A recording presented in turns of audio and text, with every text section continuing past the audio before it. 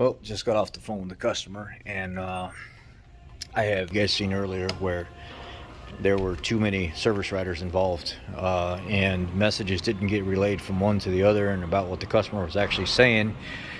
If you guys know earlier, I actually made the call myself to go ahead and give him the keys, and if he wanted to leave, and deduct the hour labor of diag for the radio, because it seemed like the radio was faulty, but the CD and stuff being stuck in it and actually reflowing some of the contact points and stuff on the truck is what I did. And I recommended that we put a new radio in it because the CD player and stuff is malfunctioning. I thought maybe it could be causing some issues with the saver kicking off in general would stop that from happening, but that wasn't happening. Charged the guy an hour for it and said, let's start with a radio because it is malfunctioning. Let's get that in there first. And he decided that he wanted to pay the hour and then take the vehicle to Best Buy to get an aftermarket radio installed. Me and the head service writer talked, communicated a little bit, and he said, you know what, it's not right for that guy to be charged that hour diag when we were given the wrong information to begin with by the other service writer that was helping. So I had a conversation with him, and I asked him, I said, you know, I don't understand why that information wasn't passed off to me. Me being the tech, giving me all the information that the customer had provided you, that should have been given to me, because I could have got this diag taken care of a lot faster and actually been more precise than having a guess with no information. And he said, yeah, well, it wasn't my ticket and I was trying to help out and nobody came and asked me questions, so I got busy with my customers and stuff, taking care of them, and I apologize. I didn't mean for it to come out that way and you to get the wrong information. And so I asked the customer if he would bring the vehicle back, if he'd be so kind to just come back to the dealership, drop it off with me, give me some time with the vehicle so I can try to get to the bottom of what's going on with this draw that he keeps experiencing. And today I was able to make time for him. I did get the vehicle in and I did go through the diag process, and it is a gem. It's a gem and fuse box module. Here's some of the video of me going through and doing everything and actually getting to the bottom of what the draw is. And I actually ordered a warranted, it's a 15-day warranty, basically rebuilt gem module and fuse box out of my own pocket so we can take care of this customer. I did tell him it'd be about an extra hour and a half labor because I have to pull the knee bolster down, I have to pull everything out of the way underneath the dash, I have to disconnect everything, I have to hook everything up. And he was like, you know what, I think at this point, especially with it coming from a company that's saying it's a sealed unit, don't open it up. It's from 1999 to 2003, four-wheel drive, F150, yada, yada, yada, and it fits everything about this truck. And instead of going back to parts and going through them and everything else, I said, you know what, I'm going to order it myself. I'll order it myself and have it shipped to my house so that when it comes in, I could just get it and bring it right into work and get the guy's truck knocked out quick. So that's the update. The gem module fuse box assembly seems to be the main issue, mainly the gem module. And here's a video on why, and I just wanted to update you guys on how I handled the situation, and now we move forward, and I hope I retain this guy as a customer. Y'all be blessed. So as we sit right now, this has 0.146 amp draw. It should be 0.050 or less, so we got too much of a draw here. So now what we need to do is we identified if we pull the main power supply going to the central junction box inside. Let's see what happens to our meter over here.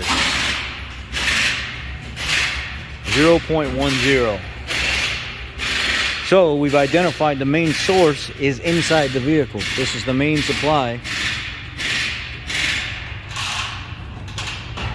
going to the box inside.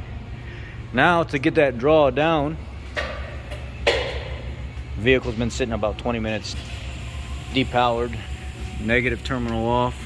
Got one clamp there, one clamp here. Got a on-off switch here. It's got a fuse, inline fuse. I got this from Mac Tools. It's a battery draw test setup. And then I have my meter set in DC amps. I came over here to the amp side port. Now let's go inside the vehicle and pull one fuse at a time until we find where our draw is at. I should have actually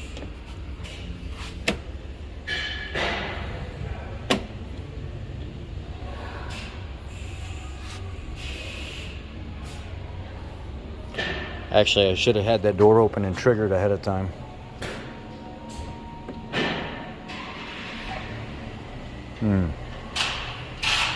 Alright, our light went out because I went ahead and latched this here.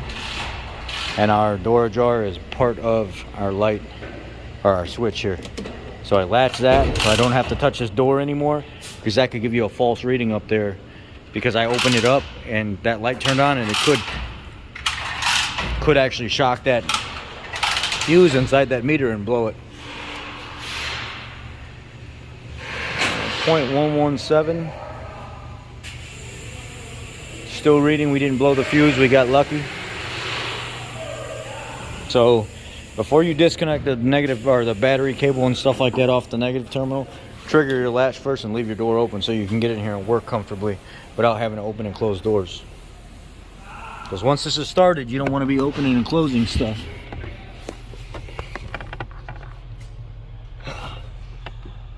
Okay.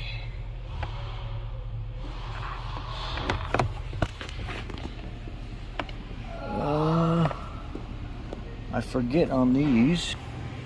I'm gonna go ahead and switch the switch off for right now. Disconnect my meter.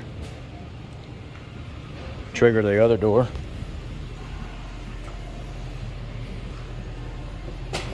Hey!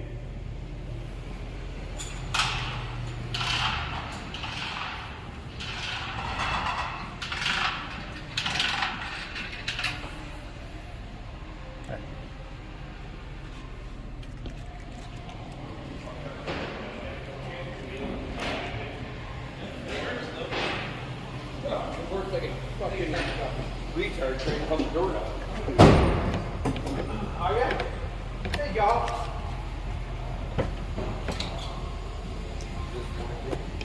No.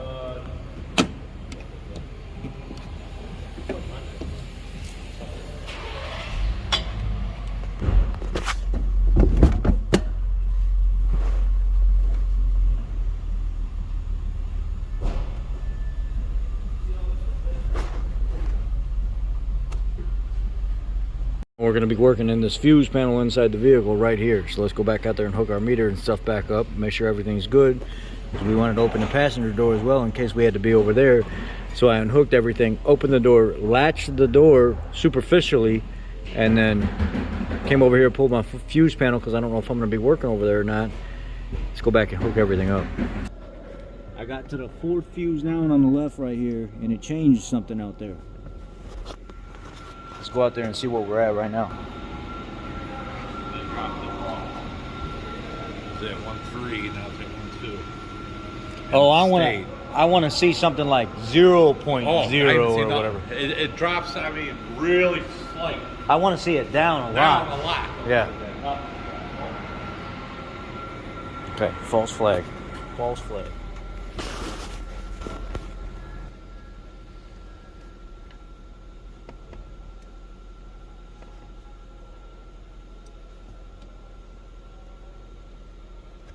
Number 5.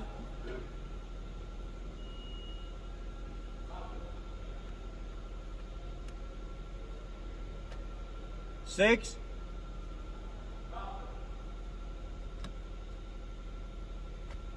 7.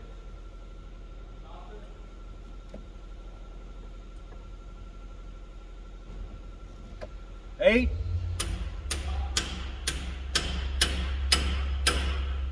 9.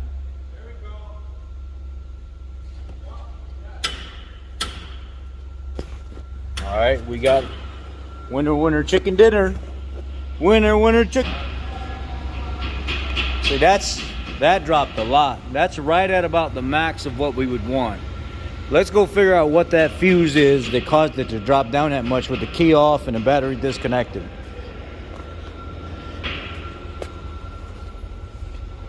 It was it's a 15 amp right here.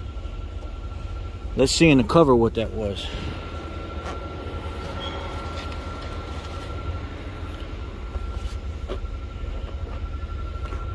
It's the third one down. Fuse 14.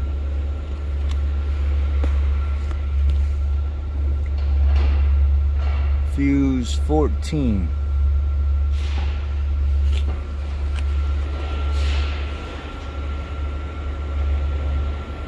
Let's go look and see what this fuse 14 is. Third one down, second row. The relays, first row fuse, second row fuse, down fuse 14. All right, so let's check. Everything ties back to the battery saver relay, which is the second one on the left here. Somebody's already replaced with an aftermarket relay.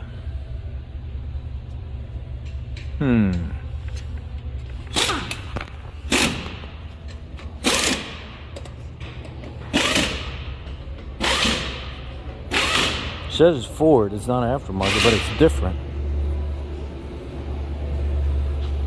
And that looks, let me put a Ford one that I know is good in here.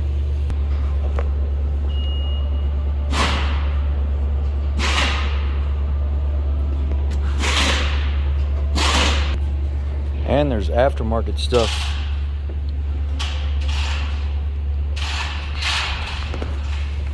Aftermarket stuff under the dash here.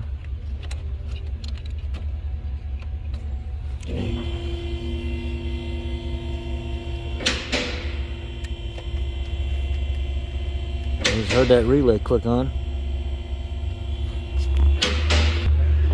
It still has a draw to it that's pretty high. So now what I want to do is I want to look at this aftermarket stuff that's plumbed in down here under the dash.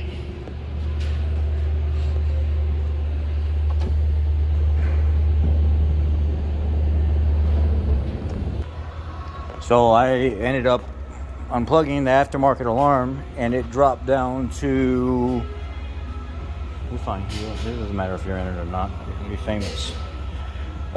It dropped from 1 point whatever it was to down to 0.162 down to 0.133, 132, and then I just pulled fuse 15, which is the brake pedal position switch, and it dropped down to 0.005. So I'm thinking we might have an issue there. What's up? I have a guy on the call right now. He has a Raptor with 37-inch tires. He wants to know if we can fit it on the alignment rack. I don't know how big 37 inches is. With our new alignment rack, we should, but I mean, just he'll have to tell him to come in, and we'll see if we can get it on there. Okay. We should be able to get it on there. So, what I'm going to do now is I'm going to go under here. You still there, Adam? Yeah. All right, plugging the fuse back in. Point what? 128. Now, what I'm going to do is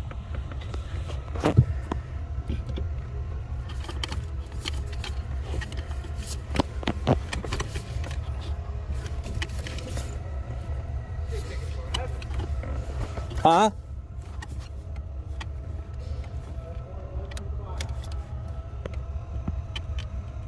What about now? 125. Plug the other one. Come on, damn it. Come on, fuck. Oh, they tied into this. Into that module.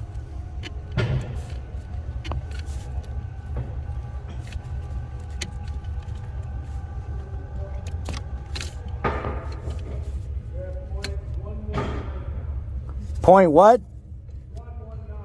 0.119.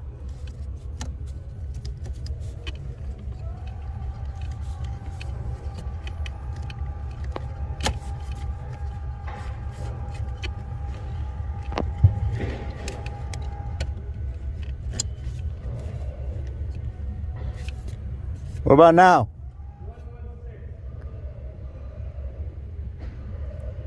116. All right. Where's this going?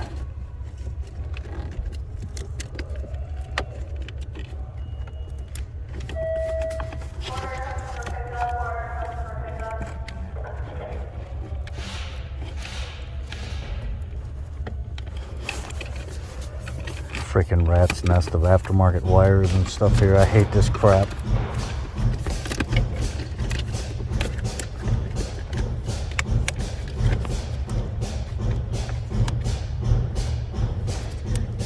Now? I can't hear you. 115.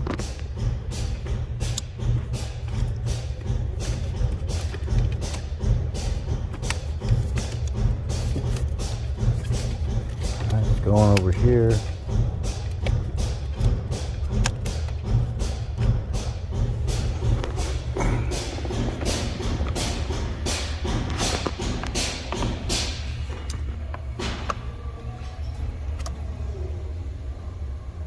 Now?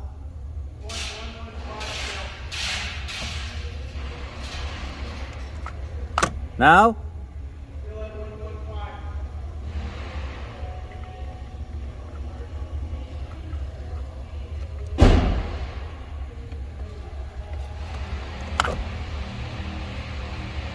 Same?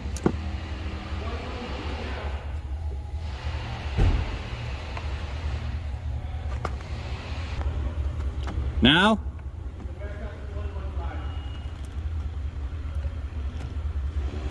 Now?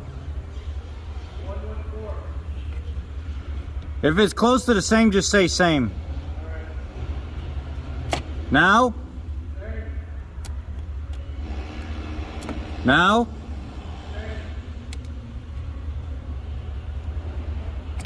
Now?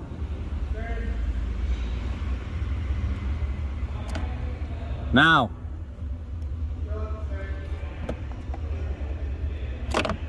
Now?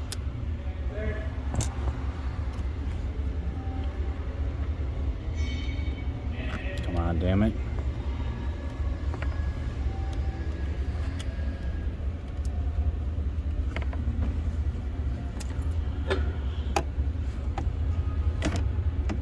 Now? Now? Go back to this one. So, this drops almost everything off completely. Now we gotta do a little homework and see what all's on that circuit for 5 amp fuse, general electric module, and brake pressure switch, brake pedal position.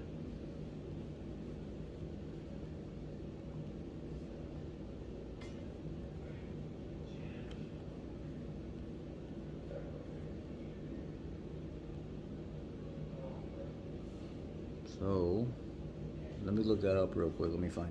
Now, I have identified that it is the gem module itself. It is not the brake switch circuit. I completely took apart the brake switch circuit and nothing changed. The load was still there. The gem module is directly attached to the back of the fuse panel. I would be highly skeptical if it was anything more than that. Normally, no, I mean, I would not be highly skeptical if it wasn't anything more than that. Normally what ends up happening is the fuse box and the gem module together, either they start to build up a lot of material between the fuse box plates that start shorting things out, taking lights and stuff out. Normally a lot of people will replace them in pairs.